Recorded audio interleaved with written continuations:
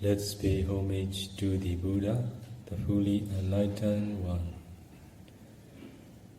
Namo tassa bhagavato arahato samma sambuddhassa. Namo tassa bhagavato arahato samma sambuddhassa. Namo tassa bhagavato arahato samma sambuddhassa.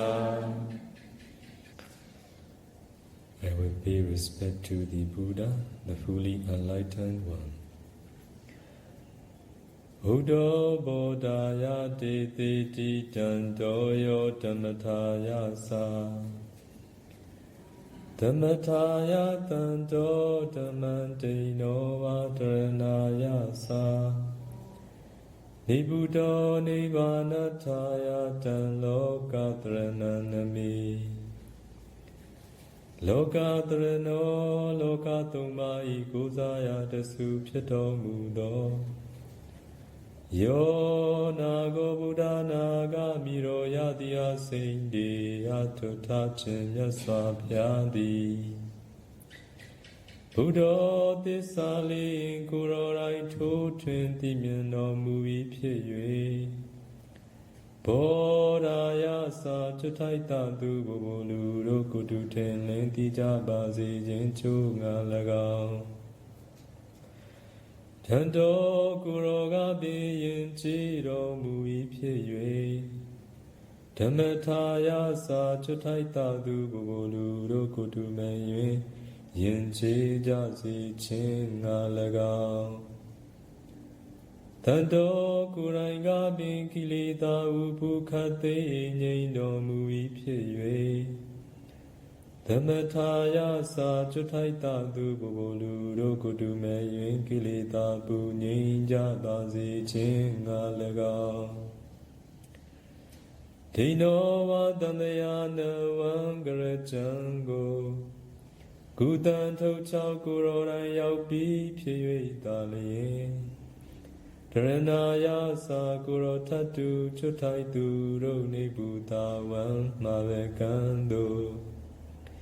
Kudan to chao yau jabasi jin chu nga lagao. Ni buddha kileta pranipan win san yote. Kuro rai e nyi do mui pye. Nibbanataya sa kuro tatu we ne luro pukhate nyin jabasi jinchu nga lagao. Dhamman nizin li na dhammasako. Dede di karuna sheta metta apye hojaro mukhe babi. Lokatrana lokatumma ikuzaya dasu pyato mudo. Danaga Buddha naga miro yadiya sindi atutatu myaswa pyago. Nami namami ko no nalong tong zong pyang pyo.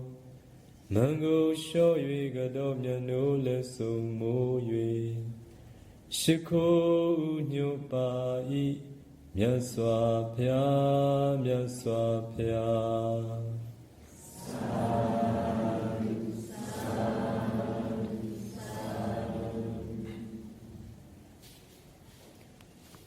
What is the question? Bhante, first question. Bhante, please explain why by just simply focusing on the breath, the meditator can make boundless space and boundless consciousness happen. Just by focusing on the breath. What is the question? There is no way of teaching to practice boundless peace consciousness and boundless peace meditation, arupa, immaterial meditation, just by focusing on the breath. Because of having developed Anapana up to 4th jhana, it will benefit to proceed all the other samatha meditation, but we can't practice immaterial jhana directly based on Anapana 4th jhana. Only after practicing material jhana such as earth kasina, water kasina, and others, up to 4th jhana, based on it we can practice boundless peace.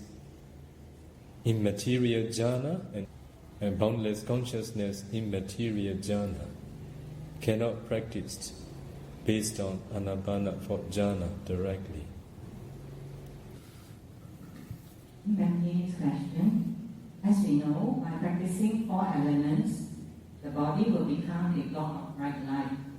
But why, by just simply focusing on the breath, the body can become a block of bright light? It is not the block of bright light. The body doesn't change into a block of bright light by focusing on the nimitta when you attain jhana concentration. Because of focusing on the 4 elements meditation in the body, when the concentration improves, the body emits light gradually from grey to white and bright. Finally, the body will change into block of bright light. This is directly because of descending 4 elements in the body. But for Anapana meditation, initially when the light appears, it is somewhere in front of the face or in front of the nostril, little bit far distance. At that time, meditators should not focus on the light, just they need to focus on the breath as usual to make the concentration develop further. By doing so at a certain time, the concentration will improve more and more and the light will unify with the breath. So when the unification lasts for 30 minutes, they can switch awareness on the nimitta from the breath. If they can focus on the nimitta continuously longer time, they may attain or they will attain the jhana concentration. With the improvement of the concentration, with the level of improvement and with the degree of improvement in the concentration, and according to their parami and according to the power of their wisdom, the light will expand to external. The light will expand and it will become bigger and bigger. Because it expands the whole surrounding as if it covers the body. Because of this reason they see the light as if they feel their body become a block of light. Actually not this way. But because of the improvement of concentration, as the sublime materiality produced by the absorption concentration spread throughout the body becomes very light. Sometimes or most of the time they don't feel their body because of the sublime materiality that replaces to the bad materiality in the body because of this reason. Thank you, Bhante. Next question. If because of past parami, this person has the light of insight, can this person practice 4 elements object, then transfer to insight meditation directly? Yes, this is a way of practicing for the pure vehicle insight meditator. The beginning stage and the beginning point of insight meditation practice taught by the Buddha is 4 elements meditation.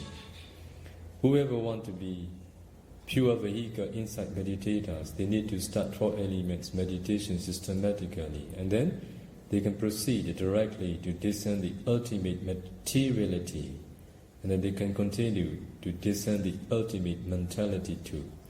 After that, they can continue to discern dependent origination to know the origin of the suffering.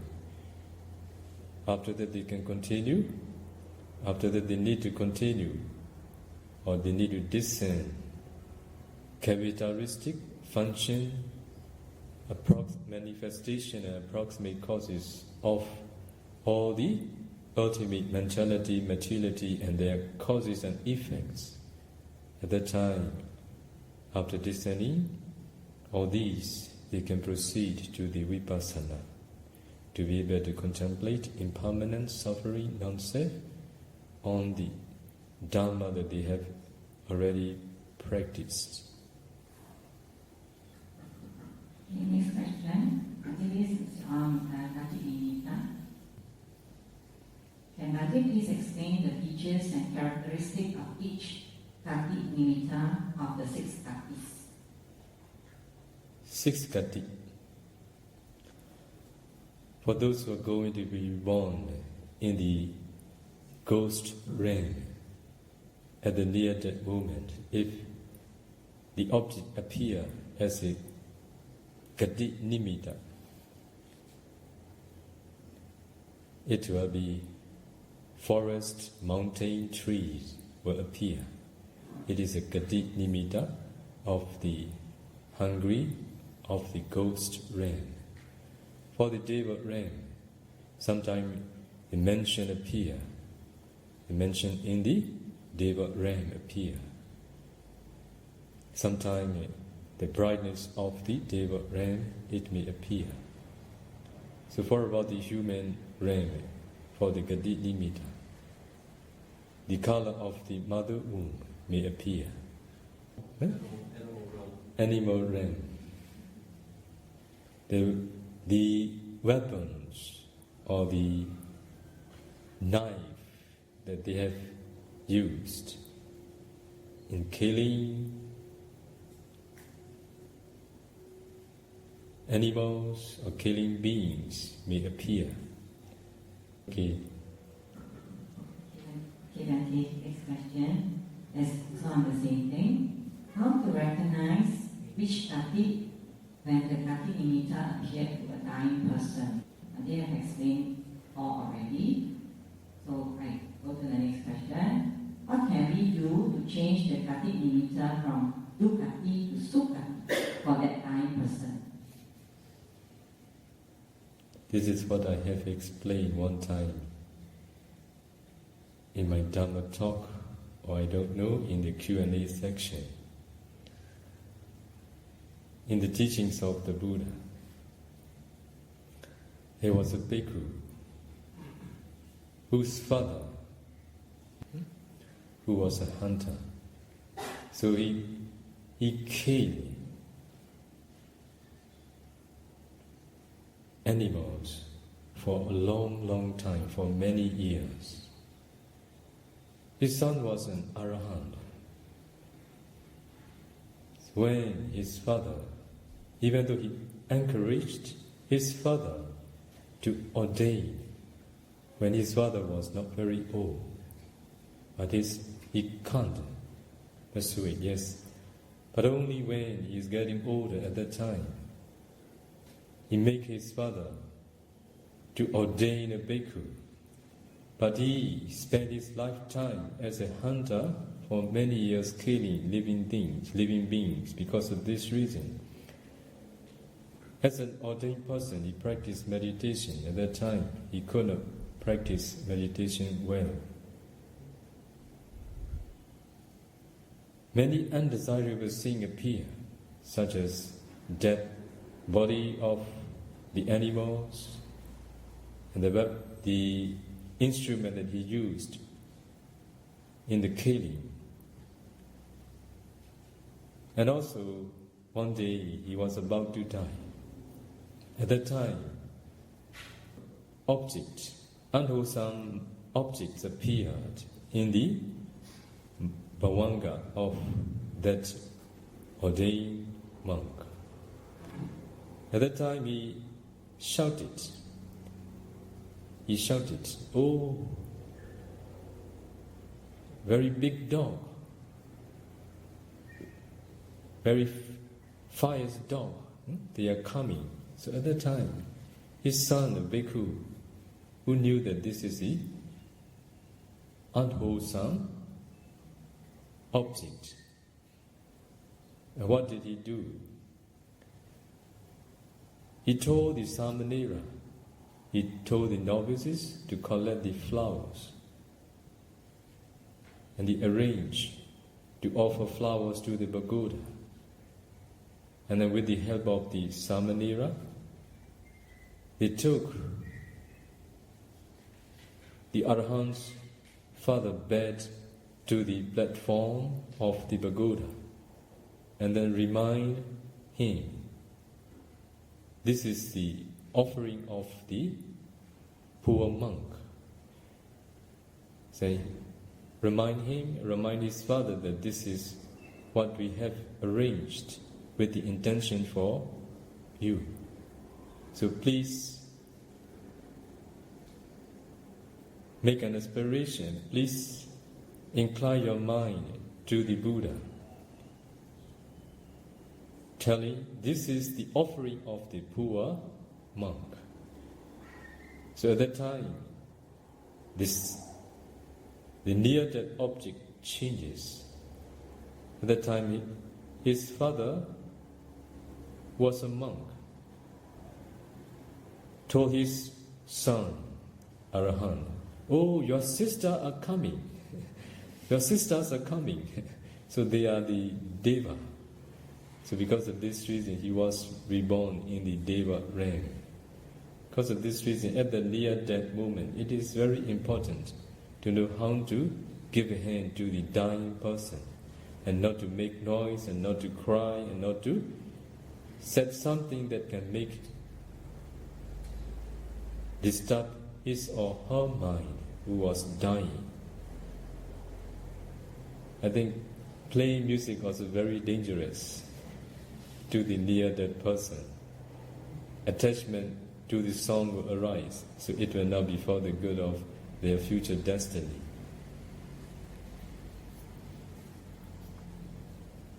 Regarding his question, human beings will be reborn based on their near-death mind moment. How about animals and betas? In the same way. Maybe I have two questions here. By practicing Paticca Samuppada to see previous lives, can the meditator see individual bhavanga mind moments? Whose individual bhavanga mind moment? The question is not clear, but when meditators are going to discern their past life, they need to discern using nama and rupa method. They need to discern yesterday nama rupa, the day before yesterday nama rupa, and one day before, 2 days before, 1 week before, 1 month before, 2 months before, 1 year, 2 years, 3 years, 5 years, 10 years, 20 years, 30 years, up to the beginning stage of this life in the mother womb. At that time, meditators will see ultimate materiality at the beginning point of this life in the mother womb. At that time, wishing to know the causes of this very life, they need to discern to the past. It is very close. The rebirth linking consciousness time and near-death moment. There is one mind moment between only it is the death consciousness. Because of this reason, if meditators can discern the beginning point of this life in the mother womb, and if they go back to the past, discerning nama rupa, mostly they will see the dead body. At that time they need to discern 4 elements of the dead body, 4 elements in the dead body. And then they need to analyze ultimate materiality of each door, mainly the mind door. That when they have discerned the ultimate materiality of the mind, or they need to pay attention to their bhavanga. Bhavanga arises based on the heart-based materiality. So they must find out what is the last object that appear at the near-death moment in their bhavanga. The objects that appear at the near-death moment is object that appear in their bhavanga. So taking that as object, they passed away. And taking that as object at the near-death moment, and death consciousness arise, and then rebirth linking consciousness follow. This is the way. Does he ever review his bhavanga mind moments during sleep, and can he recall his past dreams during sleep? No. This is not of those who have no concentration. Sleeping time, nobody review their mind, their bhavanga. They are just dreaming. Dreaming happened when they are half awake and half asleep. At that time, they dreamt. That's why this is not related to reviewing the bhavanga.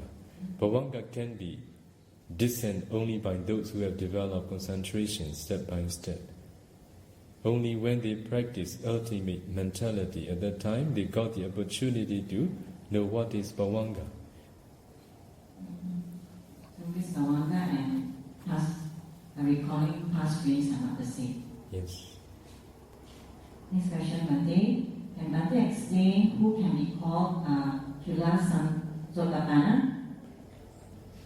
Who can be called? Who had discerned causal relationship, and who had practiced dependent origination, or who had discerned cause and effect, they are called Chula Sotapanna. In this question, this is written in Chinese. Bhante, which type of supernormal power can manifest things and the ability to control the mind of another person? There is no supernatural power taught by the Buddha to control others' mind. Okay? With this purpose Buddha taught, it will not be for the benefit of others. Buddha taught Prachita Vicharana Abhinyana. This is the one of the supernatural power which can know the mind of others. If you know others' mind, what happens? They will be afraid of you. Okay? They will be so afraid of you. Oh, I cannot think this and that. You know my mind, my mind. Okay? It will be very good. Okay, there's one story where some hunters, the Buddha sees hunters. The wife is actually a Buddhist. The hunters' children come to shoot him, and then the Buddha stops them so they cannot shoot their arrows at him. Then the whole family comes. Then they're all standing like statues, so they can't move. So somehow the Buddha was able to maybe not control their minds, but stop them from moving. Which story? I think it's in the Dhammapada commentary story. Can you repeat? I'm not so good at repetition. But yes, it will be. There is a woman who's as I understand, a follower of the Buddha and a Sotapanna. She marries a hunter. She falls in love and marries a hunter. Then the hunter has children, and they're all hunters. And one day the Buddha comes and he puts his foot down, so his footstep is there. Then he stands on the side. So the children come, they see his footstep, and then they look at him, and then they think he's someone who's come to harm them, or like a thief or something. So they're all hunters, so they have bows, and they're going to shoot him with their bows or spears, I'm not sure.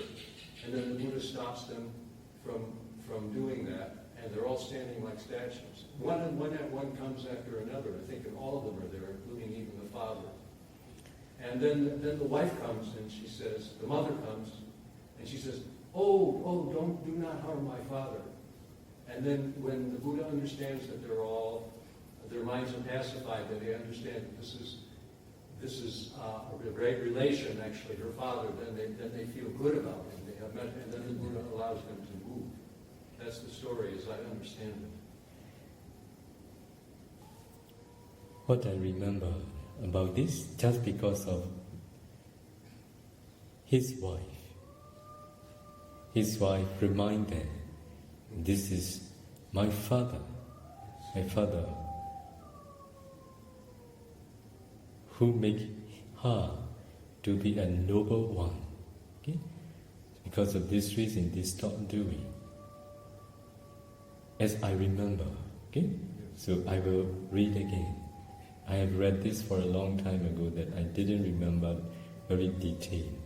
Okay? But not because of controlling, maybe sometime like elephant Nalagiri. Elephant Nalagiri, that very drunkard, fires elephant, the killer of human beings.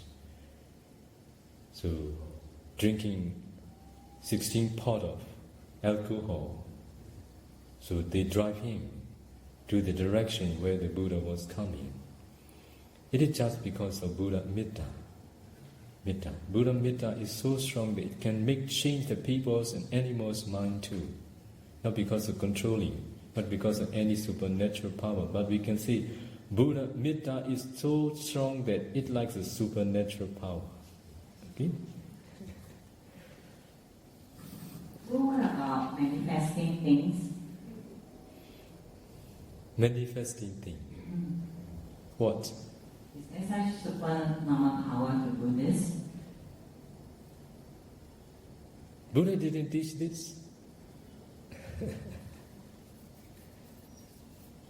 next question. By practicing the Dharma, we also develop our paramis. How do we know which parami is the most important for us to develop and focus on in this life, especially if we don't reach attainments in this life?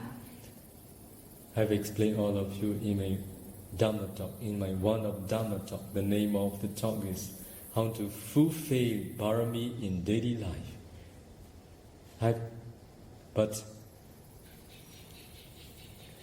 I didn't explain how to fulfill 10 Paramis. Even when you do a certain good deeds, you can include all the 10 Parami together. This is a way of fulfilling Bharami. Even when you speak, at the time you can include all the 10 Paramis working together. Whenever you make an wholesome deed, at that time also you can apply all the 10 Parami together to be able to fulfill Bharami. But if you listen that talk again, what I have explained, what I have given for 2 hours Dhamma talk, that's why I can't explain all again. Okay, those who want to know about Parami should go and listen to this talk. Okay. Next question again. The Buddha said, the right man has the view like this. There is merit of performing an ancestral sacrifice. What is its merit? Could Bhante please give a concrete example? It is from the Silakanda Pali. The name of the sutta is Kuta Danta Sutta. So if you want to know, I think, if you read, oh yes, what they want to know is not what is the sacrificing. Okay? The question that he asked, quoting the words of the Buddha from the Majjhima Nikaya. How does a true man hold views as a true man? Here, true men hold such a view as this. There is what is given and what is offered and what is sacrificed. So the question is, what is offered and what is sacrificed? So in Pali it is said, Ati Dainan, Ati Yetan. Ati Dana, Ati Yetan. Ati Dana means there is giving. There is what is given. And Ati Yetan means what is offered and there is what is offered and what is sacrificed. Yetan means. So in the teachings of the Buddha, sacrificing, there are two ways. Amisa yaga, sacrificing of the living, sacrificing of the non-living things.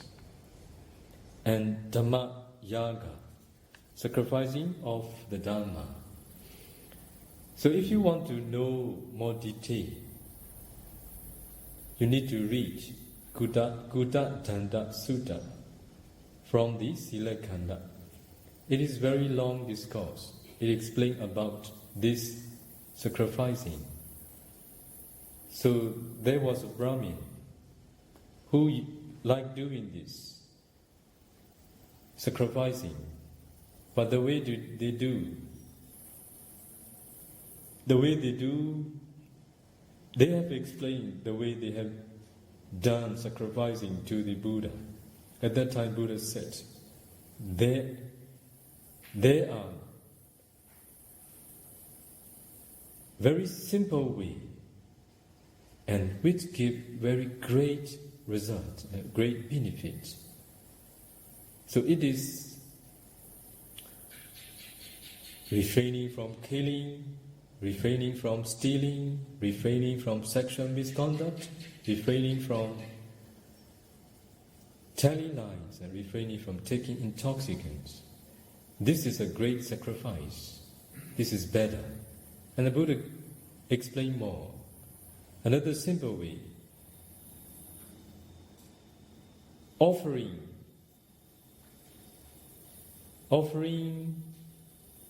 kuti, okay? Offering monastery or offering bathing for meditators or monk. This is simple and this is a great sacrifice. Another way, take refuge in the Buddha. It is also another way of simple but very great sacrifice. The Buddha continued. There is another way which is more simple, which can give better results. It is practicing first jhana, second jhana, third jhana, and fourth jhana. And based on this concentration, if he or she continue with insight meditation, this is a great sacrifice. So by practicing vipassana, contemplating impermanent suffering and non-self, finally, with the maturity of the insight, he or she will attain arahant path and fruition knowledge, which remove all the defilements, which make someone or him or her to be a very pure person. It is a way of doing great sacrifice. This is what the Buddha taught. That's why there is what is offered and what is sacrificed. Ati Dainan, Ati Yetan, Ati Mada, Ati, and so on. Buddha gave many examples.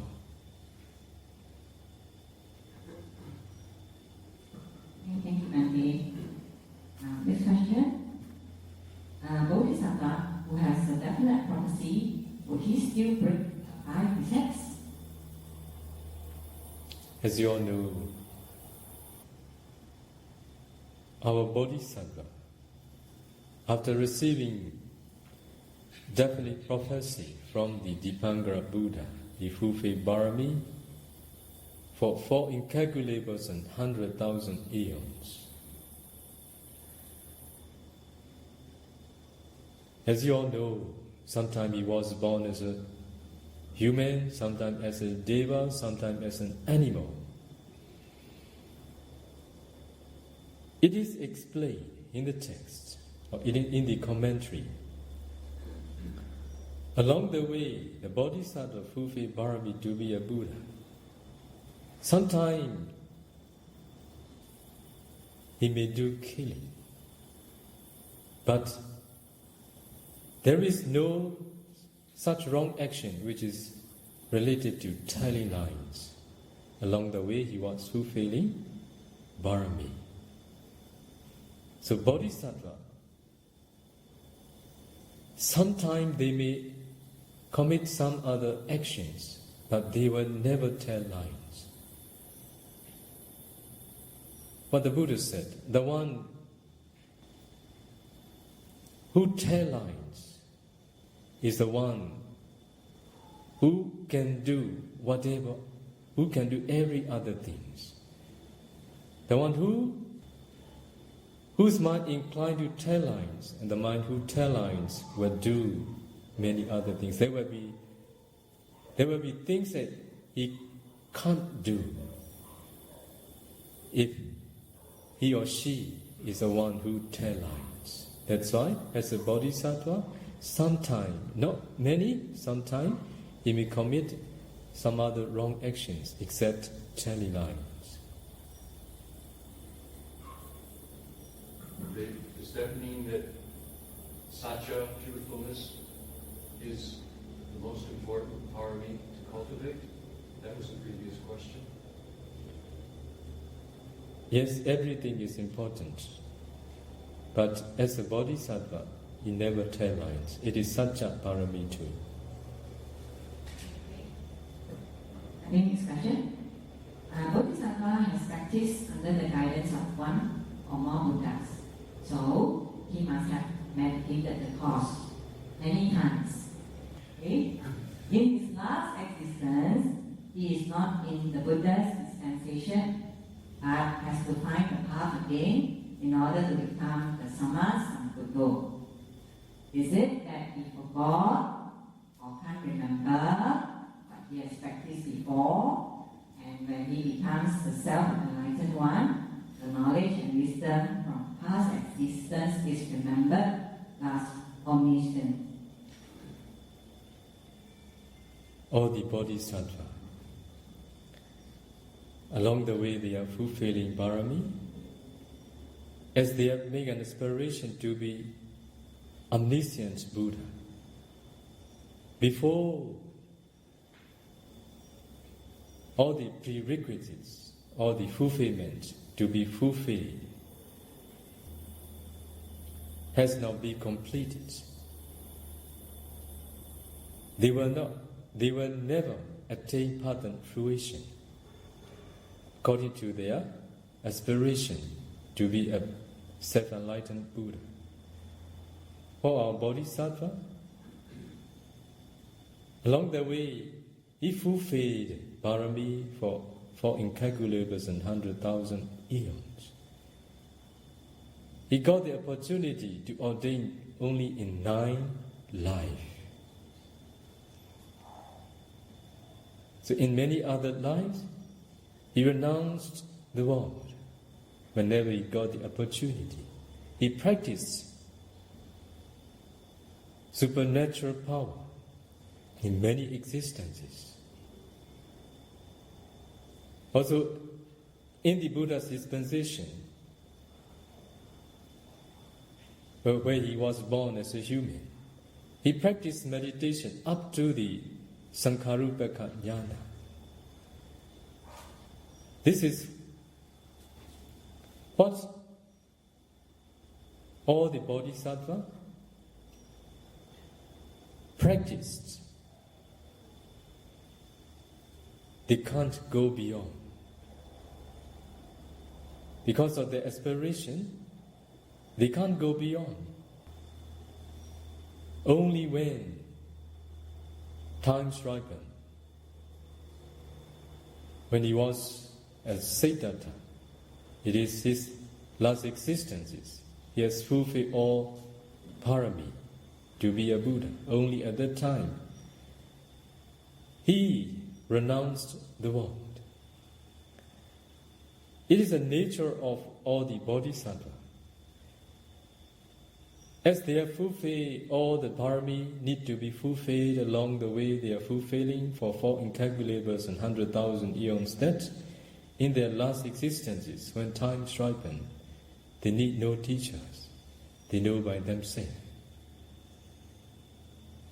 They practiced for their self-enlightenment without depending on any teachers. It is just because of their parami. They didn't forget. They need to wait the right time. The ripening of time is necessary for everybody. Before time ripens, how hard we try. When the bad karma block at that time, we may not take something correct, something we may not choose the right path to lead to our enlightenment. When the bad karma block, at that time, we think or we take the wrong path as a right path. Even the bodhisattva, who had fulfilled the parami in his last existences, after his renouncing, he chose the wrong path because the bad karma blocked him.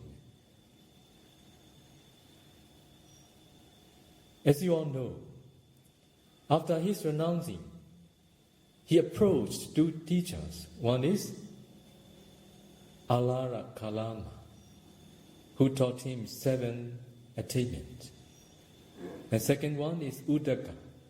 He taught the Bodhisattva 8 attainments. At that time, he thought, this is not the way to enlightenment. So, he gave up. And he chose another way. Severe practice for 6 years. He chose the wrong path, thinking that this is the right path for his enlightenment. Only after 6 years, he knew that this is not. What is the reason?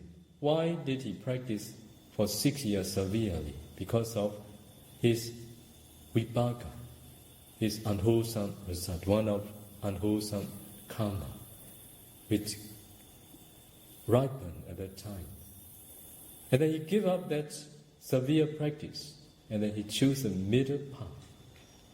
Remembering the Anapana meditation he practiced when he was very young, when his father was doing ploughing first table. At that time, under the shady tree, he practiced Anapana first jhana. Remembering this, he practiced under the Bodhi tree up to 4th jhana, Anapana 4th jhana. And then he continued practice Kasina meditation and 8 attainment. The time he approached 2 teachers, they taught him. But at that time, the karma blocked him, bad karma blocked him, that he didn't know.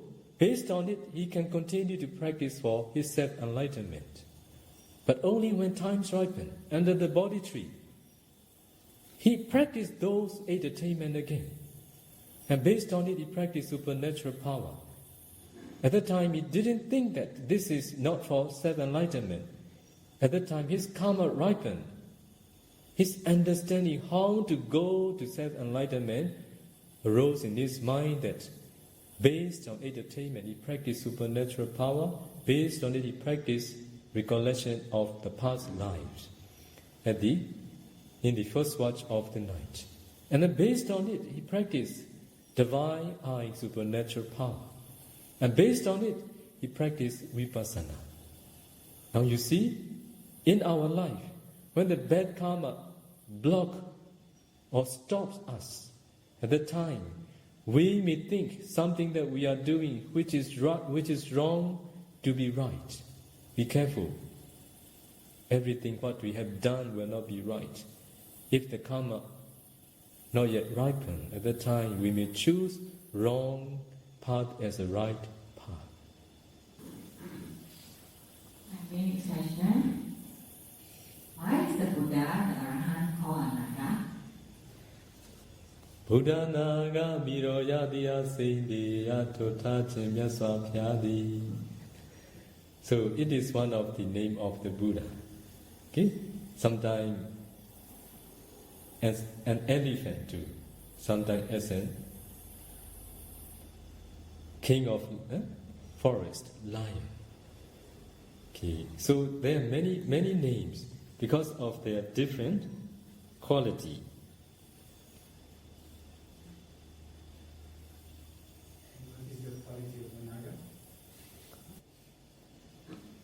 Naga is Buddha Naga. Here Naga means elephant. Elephant. You all need to study the nature of the elephant. Okay? So there is a nature, but I can't explain in English. Okay? So I think if you study, it will be better.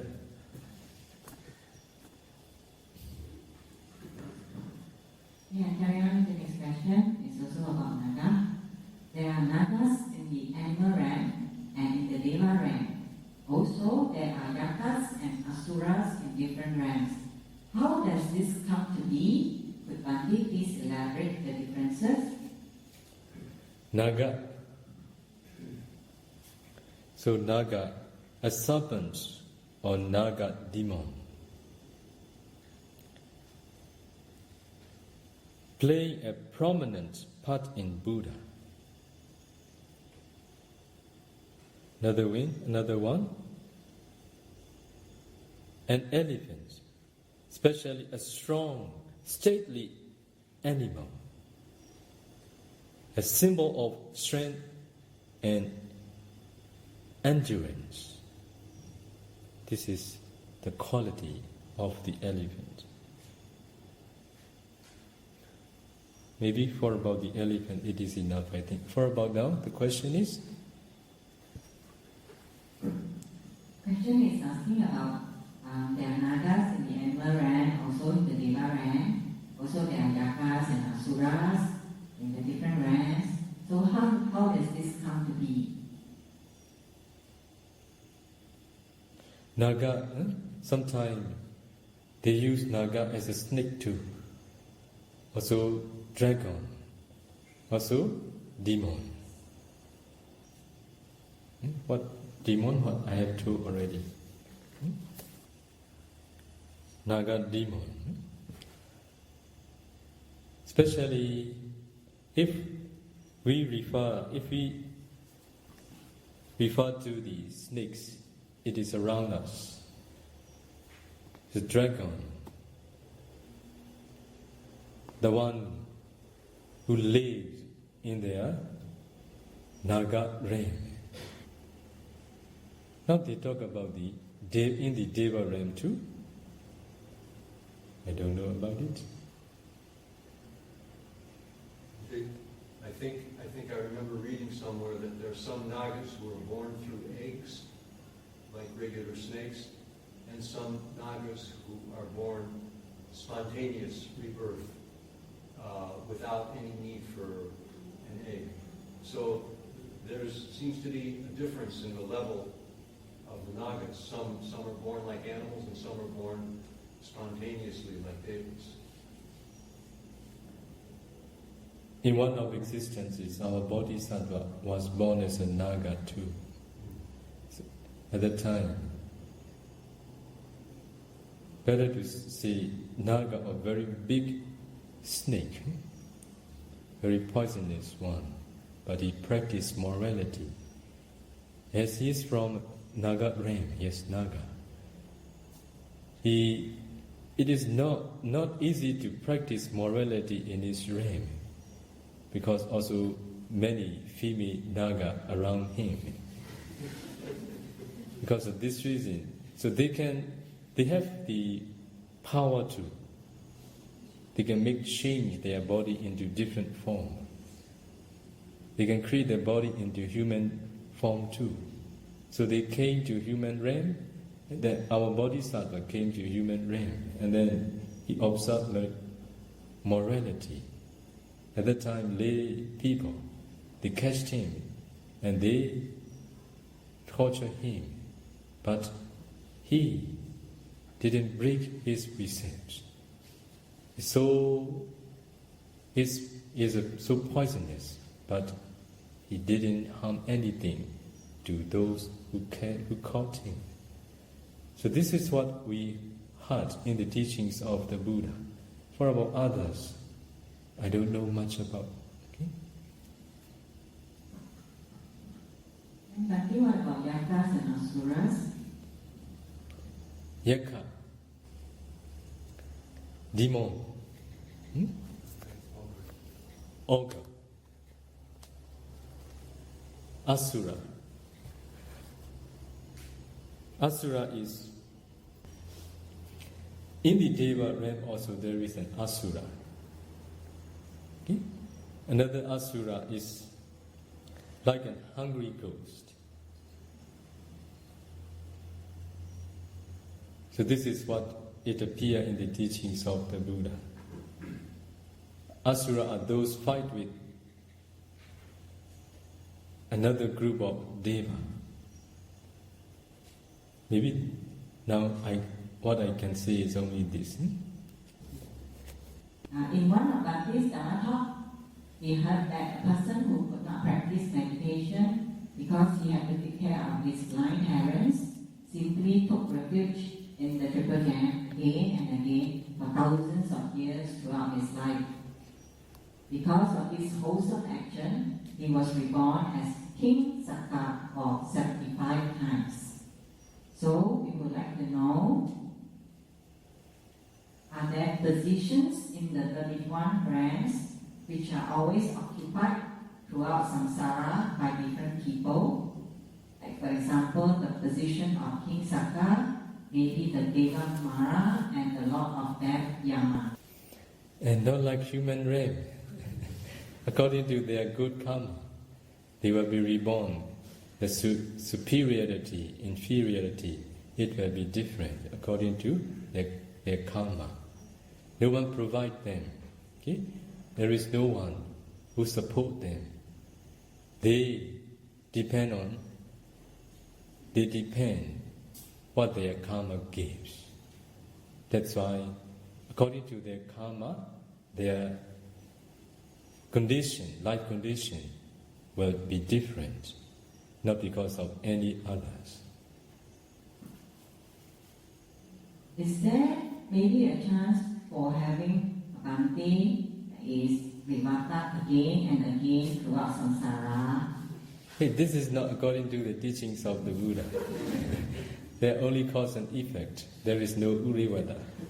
Even in this very life, there is no Urivada too.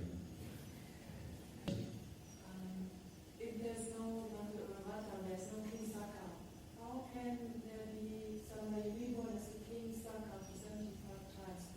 I assume there are different beings being reborn as King Sakka. Because of his karma, he was born again and again there, as a new Sakka.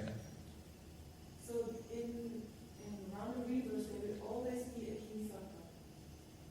That's my question. Will there be like King Sakka or Mara or Yama? Will there be positions?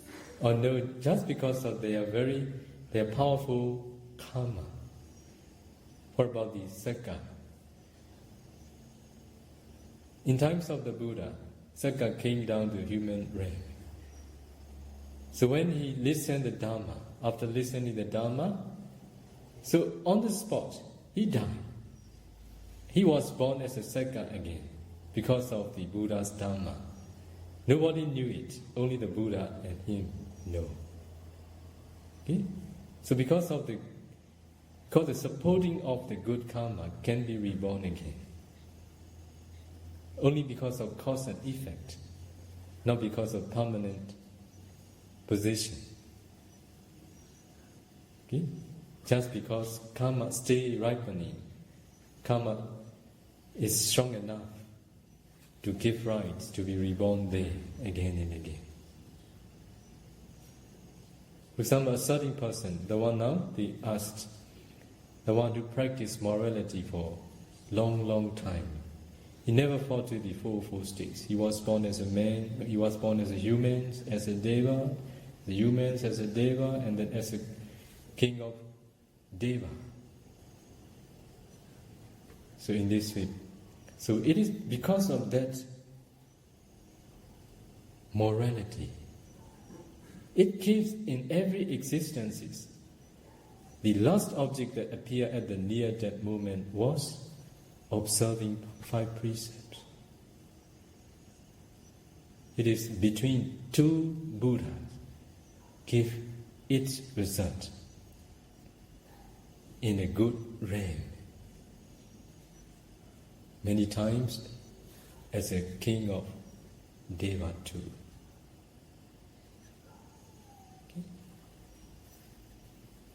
Just to clarify, so when Saka dies, there's immediately a new Saka born?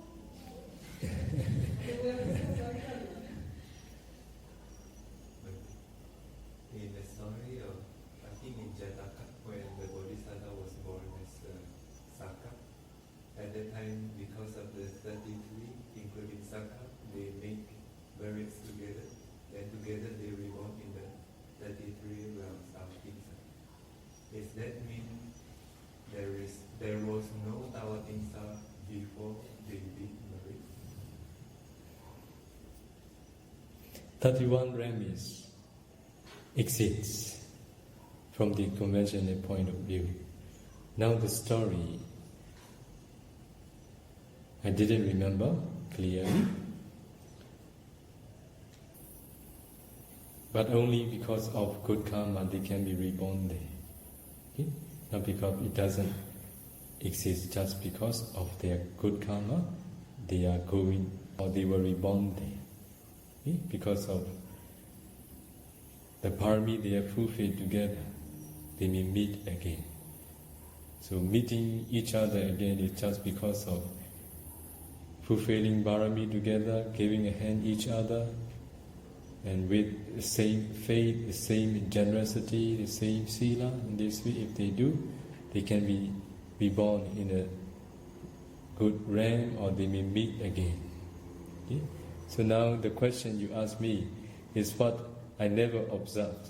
Okay? So I need to study again, I think. Thank you for your question. Okay? In Pate's question, the mothers of the Bodhisattvas in their last existence always die after 70s. Why is that so? Before the Bodhisattva who is going to be a Buddha, they always looked, they need to choose the right place and the right family and the lifespan of the mother-to-be. Also, the standard of a person, the standard of the people at that time. Sometime, at a certain time,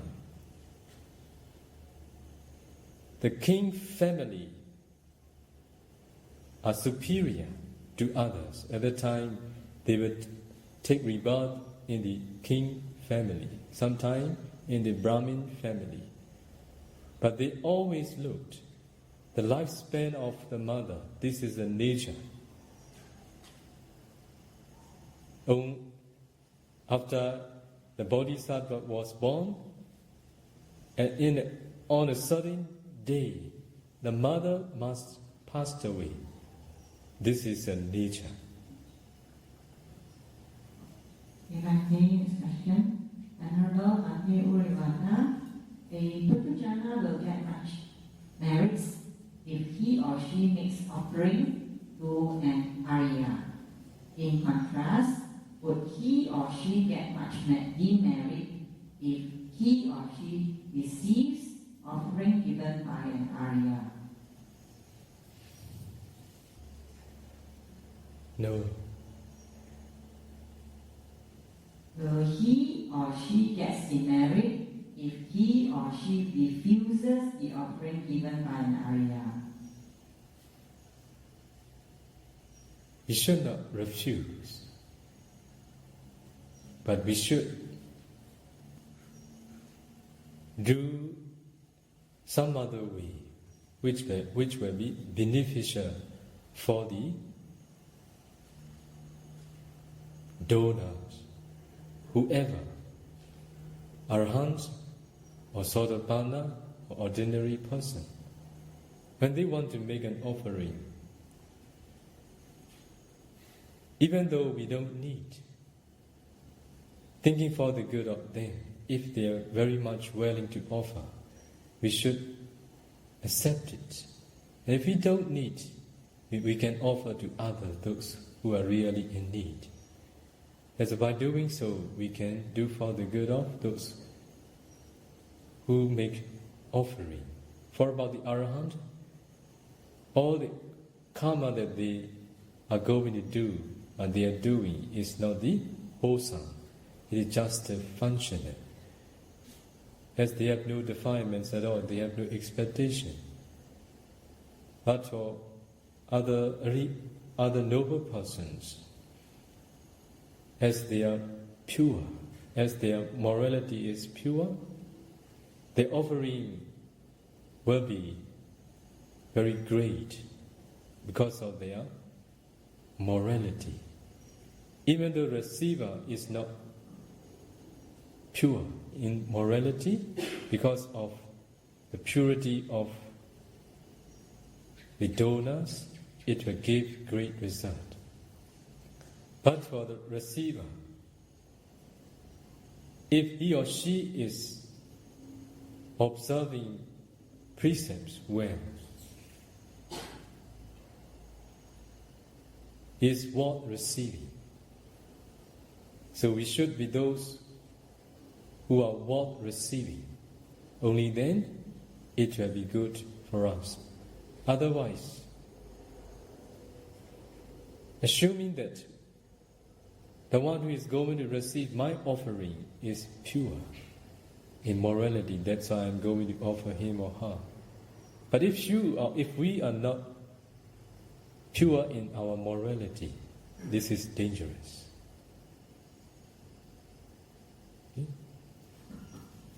Okay.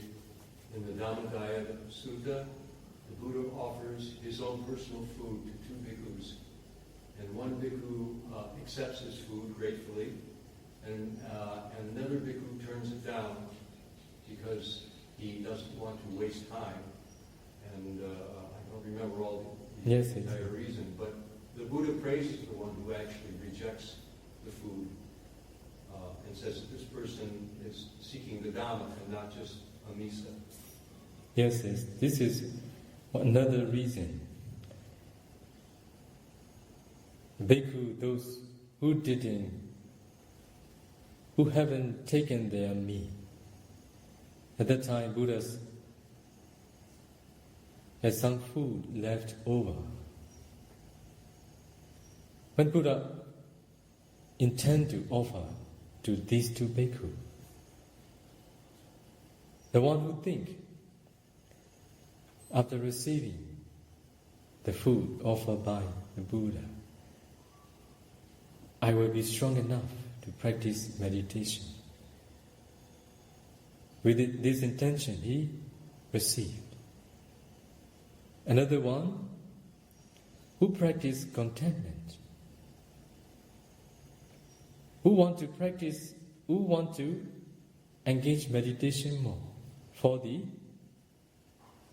realization of Nibbana, or to make an end of suffering. So Buddha prays to the second, because this will be the one who will take the Dharma as the heritage. Also, this will be the one who will practice patience and who will practice contentment.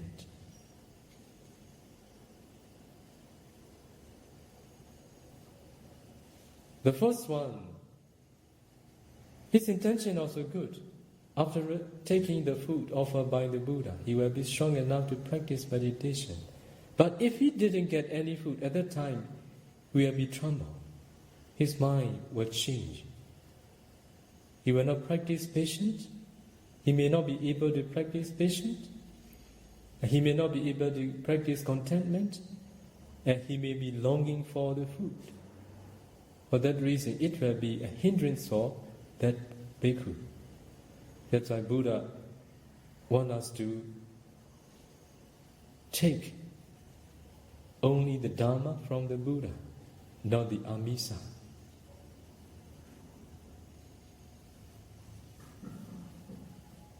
Next question. During the discussion of Dhamma, if a Puthujjana disagrees with an Arya with regard to a certain issue of discussion, would the Puthujjana get bad karma? Buddha wants us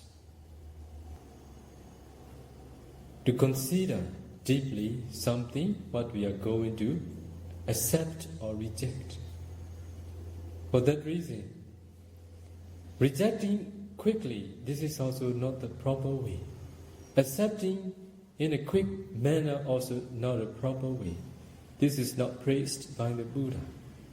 That's why if we consider deeply something before we accept or before we reject, it will be good for all of us. This is the way we all need to train. We don't need to argue with anybody if we can't agree with them, but take time and to find out what is right and what is wrong. Only then we can do for the good of us. Otherwise, we may commit many unwholesome deeds related to good and bad. Okay? If a Puthujjana doesn't follow the order or instruction given by an Arya, would he or she get demerit? Buddha never urged anybody to have faith on him, but Buddha finds a person who has faith on him to teach the Dharma. That's why if the disciples who have no faith on the teacher, how difficult for the teacher to give instructions for him or her. It will not be for the benefit of that meditators too.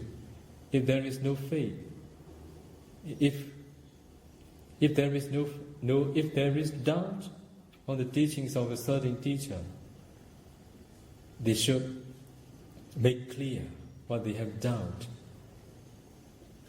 If they don't have faith on the teachings of a certain teacher, it will not be beneficial for that meditators. But here, what I meant is not the teachers who are not teaching the right method. Okay? If we are following the one who is teaching the true teachings of the Buddha, it will not be for the good of those who don't listen.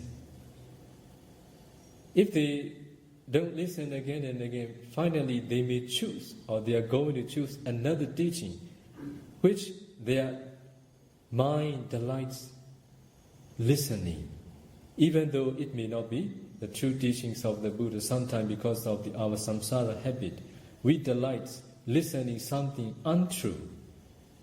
If somebody is all the time doing something against or not listening obediently to the true teachings of the Buddha, they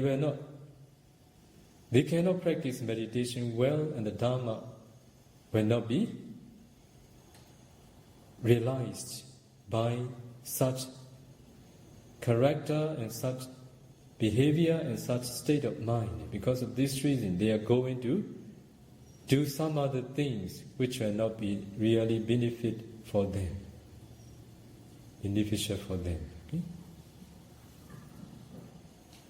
This question is asking Nadi for some advice. Some of our Myanmar kapiyas, after they have given food or lodging to us, request us to give Anumodana by asking us to teach the Dharma to them. Being a foreigner and not speaking the Myanmar language, we don't really have any experience to do so. Could Bhante please teach us how to give Anumodana in a proper way? Sadhu. Whichever way which can benefit the donors is proper to do. For example, every day at Pa'a, people offer daily food. Here, not every day, sometime, and some not. If on a certain day, for example, yesterday, a certain family make lunch dana here. They give lunch dana. So we should explain them how great the benefit of offering to those who are practicing morality, to those who are practicing concentration, to those who are practicing insight meditation. Among these audience, among these meditators, if someone has attained noble food, it will be very great benefit for them. This is what we should explain. So every day, suppose a different family come and make an offering. Should we always explain the same thing? As for me, I cannot do. Why? Do you know? Or those my disciples, those who are local nuns, they love listening the Dhamma. They come and listen every day. I have old listeners. That's why I must give new Dhamma talk every day. If they don't come, maybe I can repeat to the new family. Okay, let's take this question. Suppose a non-Buddhist friend and me have a discussion about anatta, and he asked me, if there is non-self inside this body, who is talking to me right now? How can we explain this? Only when we penetrate ultimate reality, we will understand that all these conditioned Dhamma, which are ultimate mentality, materiality, causes and their effects, they are out of our control. They arise according to their causes. After they arise, they perish. No one can control. They are out of control. That's why they are non-self, anatta. Who is speaking? Because of the desire to speak. The desire to speak produces mind-born materiality. That mind-born materiality spread throughout the body, and it reached to the place where we understand, where there is a vocal cord. At that place, if we descend 4 elements, there we will see just a small particles. Among those particles, some are karma-born materiality. In the karma-born materiality, there are earth elements. In the earth element, there is one characteristic, which is hardness.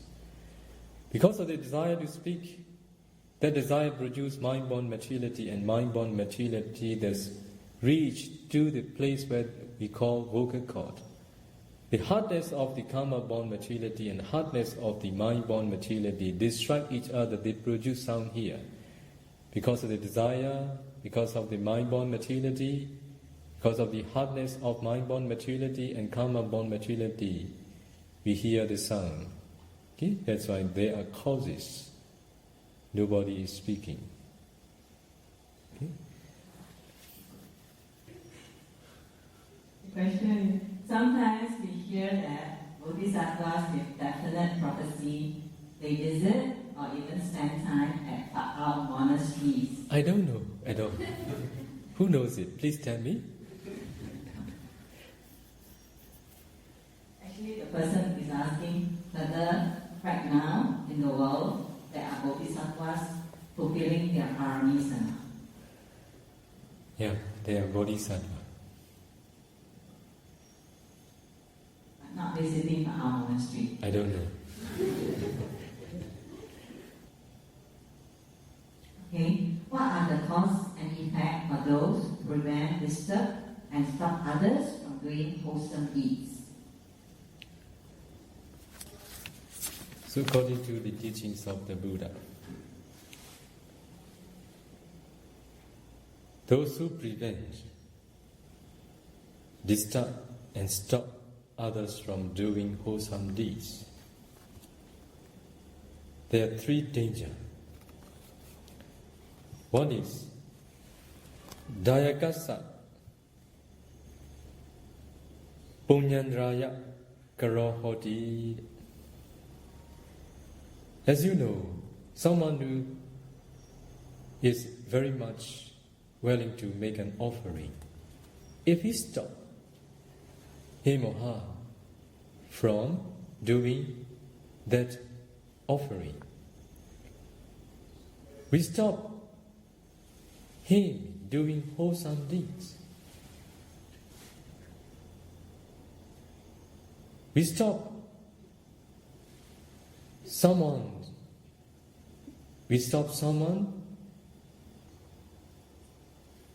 to do good deeds.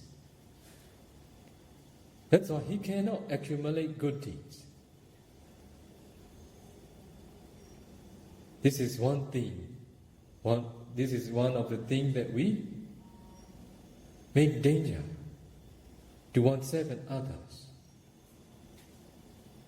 He could not accumulate wholesome karma.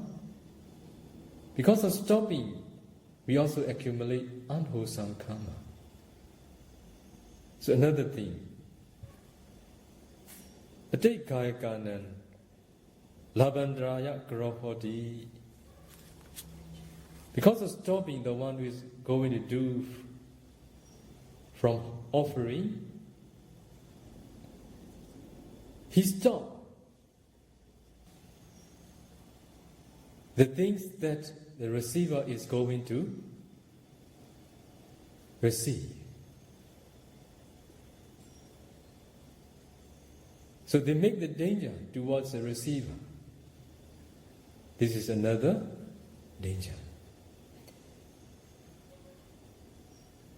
Because of doing so, we also accumulate unwholesome karma. So another one.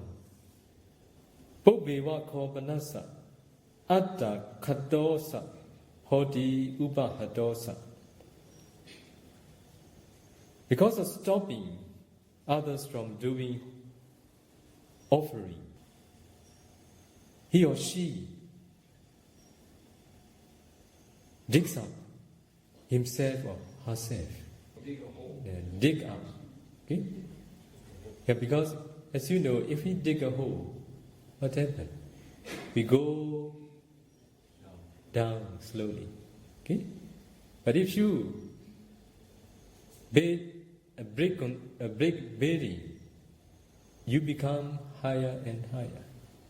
These two are opposite. Okay? If you dig up, if you dig a hole, at that time you get down and down and down.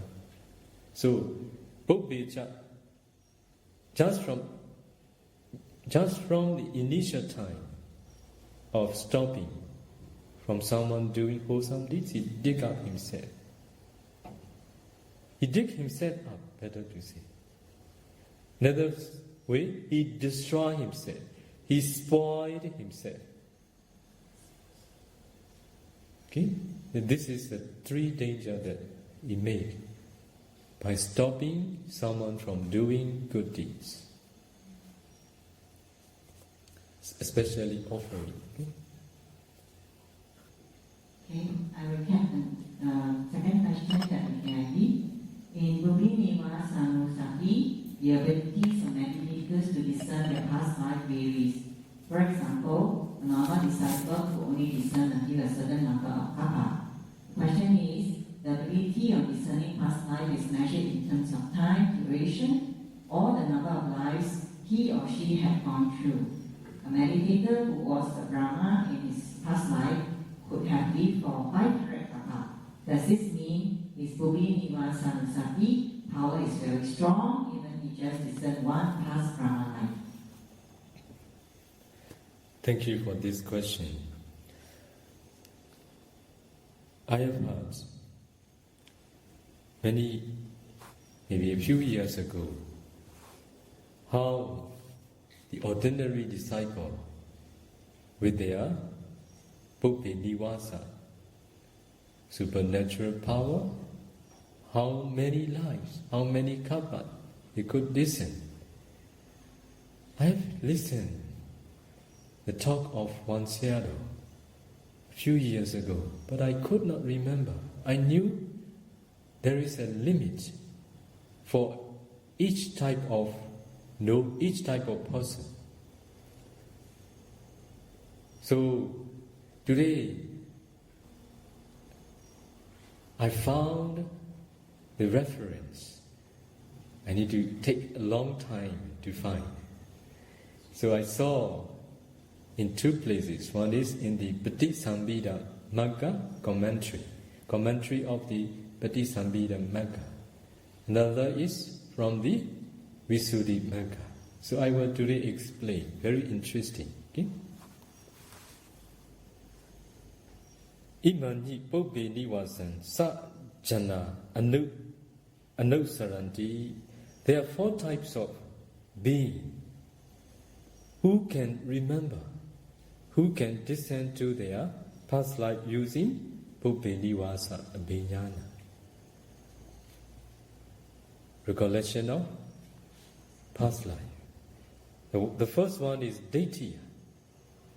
Those who have no faith on the Buddha's Dharma and Sangha. The Buddha, before the Buddha appeared in the world, was there those who could practice supernatural power too. They are called Daitya. Okay? Another one, Bhagati Savaka.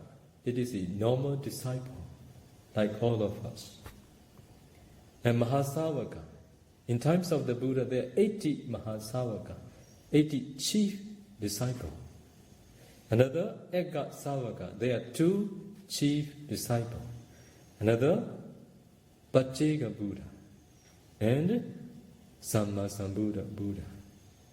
These 6 types of being, with their supernatural power of the recollection of past life,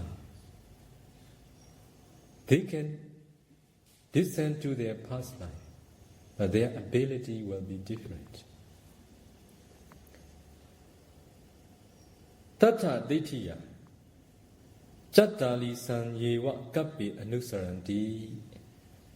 So among these 6 types of being, for about the deity, should we translate it as ascetic? Those who don't believe in the Buddha, Dharma and Sangha. So they can remember, they can listen up to 40 eons. Chattali San Yewa Kappi Anusaranti. 40 eons they can listen.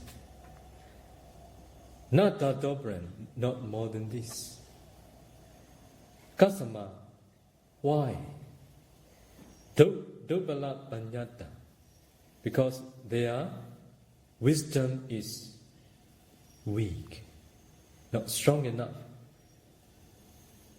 There is another reason. Even though they could practice such supernatural power, which can remember or recollect many of their past lives, as they don't know how to practice ultimate mentality and materiality, they have no such understanding on the ultimate mentality and materiality. That's why it is said, Tesanyi Nama Rupa Precheda Virahitata Dobala Panya Hoti, as they have no the realization of ultimate mentality and materiality, their Panya, wisdom, is very weak. So another one, Bhagati Savaka. It is the ordinary disciple, like all of us. Okay? That does not mean arhat. Yeah. Bhagati Savaka. Even they may be ordinary person at the time. Okay? Puthujana. For example, the Devadatta also could practice too. So he is a Bhagati Savaka, is the ordinary disciple. So there are also many other those. Before they attain noblehood, they could also attain the supernatural power. So for about the ordinary disciple, how much they could discern. So it is said, Kappa Satampi, Kappa Satampi, Kappa Saha Sampi, Anuk Saranti Iwa, Balawa Panyata. The meaning is, they can remember, they can discern 100 kappa and 1,000 kappa. Okay? 100 mahakappa. Kappa only. What is kappa? Eons. Sorry. 100 eons and 1,000 eons. Between 100 and 1,000? Yes. Okay. It is the ability of the ordinary disciple. Why? Balawa Panyata. Their insight, their wisdom is strong. Why? The disciples of the Buddha, they know how to practice ultimate mentality and materiality. Because of this reason, they can do more than those who don't have such understanding. Another, Atiti Mahasavako, those who are great disciples, 80 in number. They could discern Sata Sahasa Kapi Anuksaranti, 100,000 eons is their limit. Dui Aga Savaka Ekan Asincheyan Sata Sahasin Chat. For about the great chief disciple, two chief disciples, they can discern using their supernatural power, one incalculable sun, 100,000 eons. One incalculable sun, 100,000 eons. For about the Pachega Buddha, Dwe Asincheyani Sata Sasincha. They can discern two incalculable sun, 100,000 eons. Itakohi it is an abidnihara, even though it is set the limit of each being. It depends on their aspiration. Okay? It depends on their karma, the way they have fulfilled their barami and their aspiration. Buddhanam Pana Prichiro Namanati.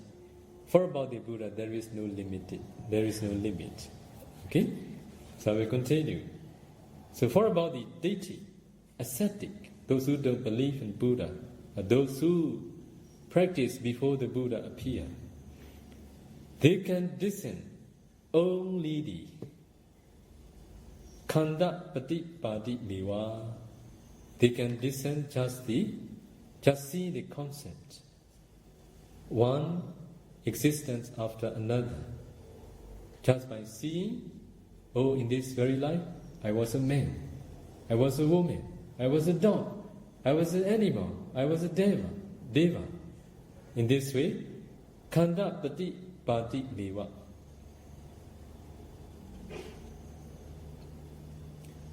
But the Pati Pati Mongchaitwa, Juti Pati Sandi Wasena Sarito Na Sakonti, they cannot discern. Pati Sandi, Juti, they cannot discern. That's why they cannot understand the law of karma. That's why wrong understanding appear from them. Okay? In the Chula Karma Vibhanga Sutta and Mahakarma Vibhanga Sutta, please read again. So wrong view appear because of remembering many past lives. Because they don't see, they don't understand the law of karma. They can't see the Chuti Patisandhi Vasena. What is a karma give results? They can't understand because they can't know the Patisandhi. Chuti Patisandhi Vasena Sarito Nasakonti. Tisanji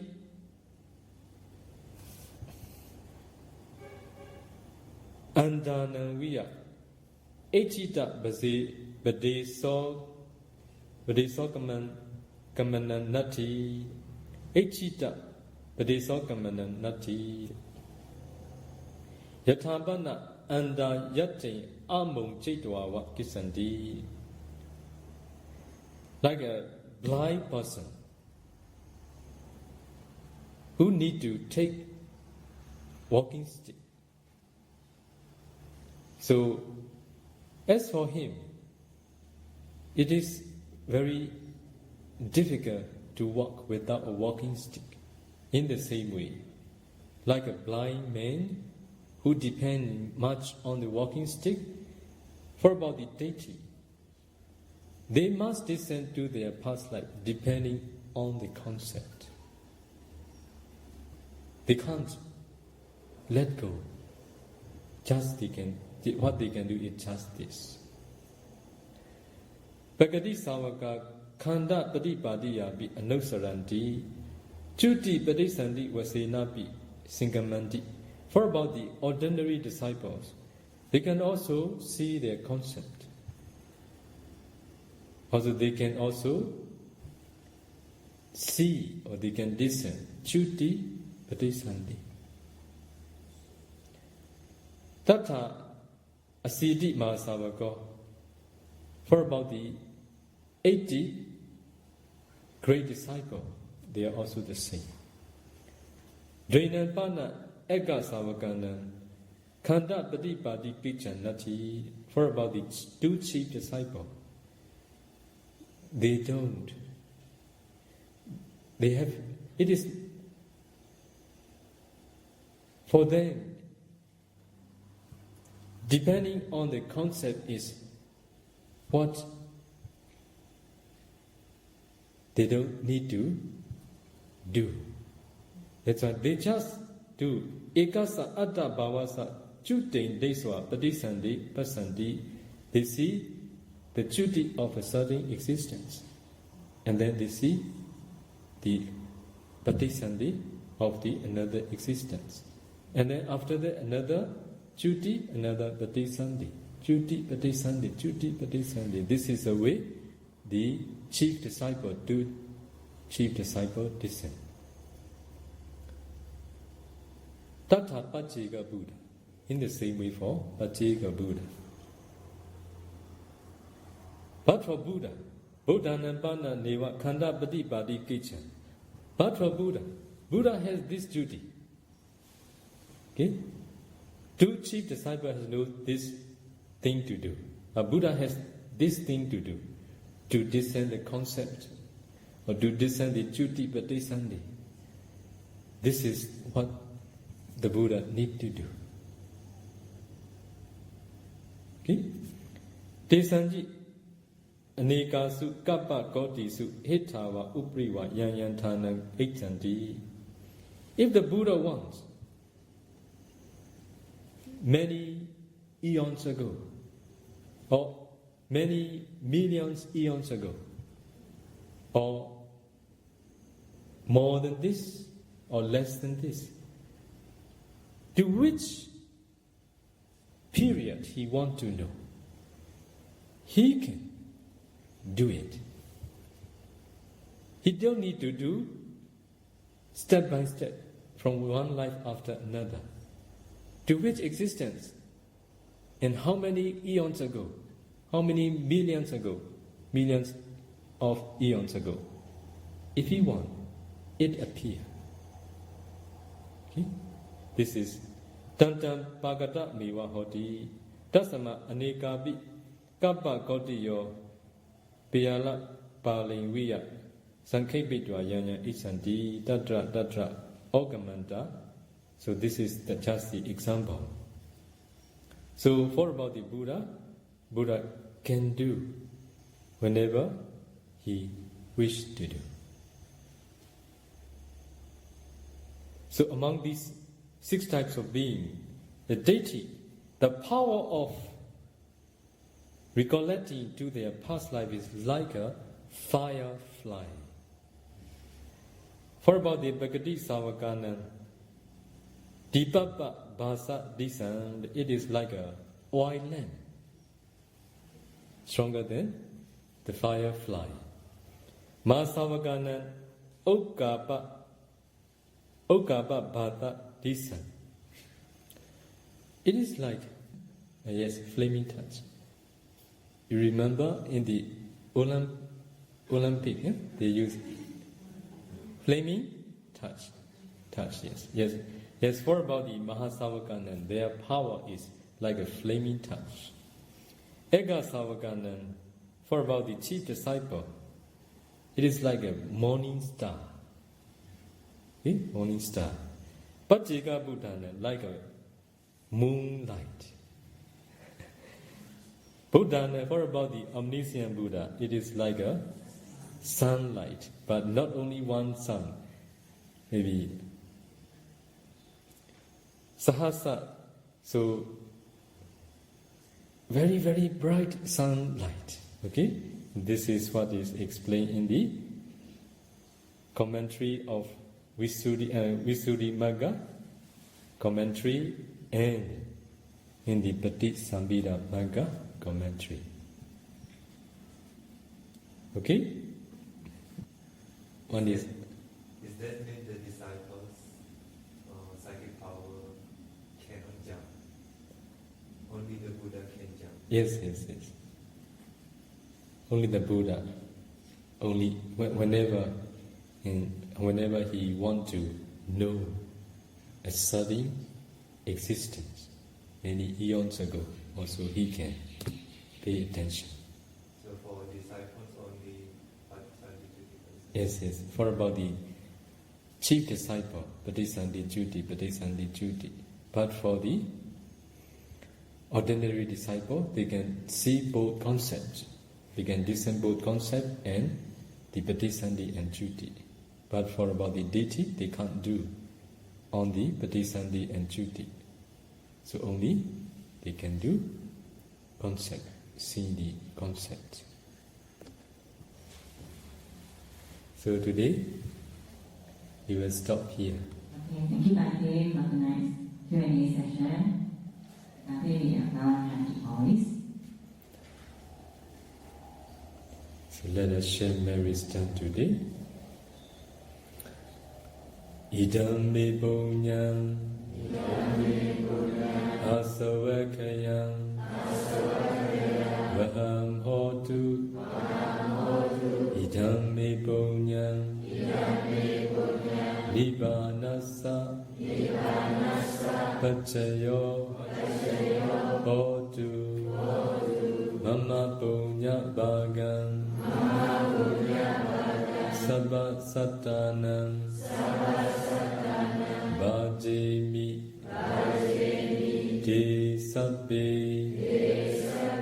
Nisamam Punya Bhagam Labantu Sa